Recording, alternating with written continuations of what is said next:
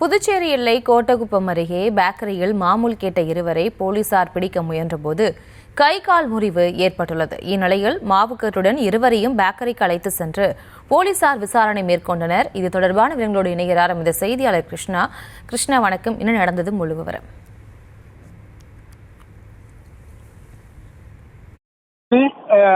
எல்லை கோட்டகுப்பம் அருகே பெங்களூர் ஐயங்கார் பேக்கரியானது இயங்கி வருகிறது.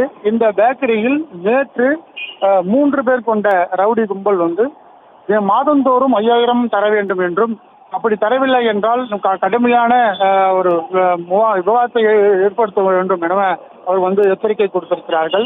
மேலும் அந்த ஊழியர் எந்த ஒரு பதிலும் அளிக்காததன் காரணமாக கடையில் பட்டாக்கத்தியுடன் அந்த கடையை அடித்து நொறுக்கிய சம்பவம் பெரும் பரபரப்பை ஏற்படுத்தியிருந்தது.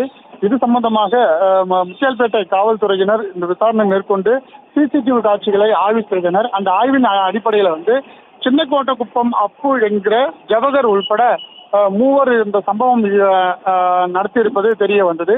இதனைத் தொடர்ந்து சின்னக்கோட்டகுப்பம் அருகே அப்பு என்கிற ஜவஹர் தலைமறைவாக இருந்ததை அறிந்த காவல்துறையினர் அவரை கைது செய்ய முற்பட்ட போது தப்பிக்க முயன்றிருக்கிறார்கள். அப்பொழுது இருசக்கர வாகனத்திலிருந்து கீழே விழுந்தவர்கள் கை மற்றும் கால்களில் முறிவு ஏற்பட்டிருக்கிறது. உடனடியாக அரசு பொது மருத்துவமனைக்கு அழைத்து சென்று அவர்கள் சிகிச்சை பெற்று மீண்டும் அந்த ஐயங்கார் பேக்கரியில் விசாரணை மேற்கொண்டனர். மாதந்தோறும் மாமூல் கேட்டு அந்த சம்பவம் நடைபெற்றதுக்கு அடுத்து காவல்துறையினர் நேரில் அந்த அடிப்பட்ட கைமுறிவோட விசாரணை மேற்கொண்டது. அந்த பகுதியில் ஒரு பரபரப்பை ஏற்படுத்தி இருந்தது. இது தினந்தோறும் அந்த பகுதியில் இதுபோல் சம்பவங்கள் நடைபெற்று வருவதாகவும், இதனை உடனடியாக கடுமையான நடவடிக்கை எடுக்க வேண்டும் என அப்பகுதியில் இருக்கக்கூடிய வியாபாரிகள் கோரிக்கையும் வைத்திருக்கிறார்கள்.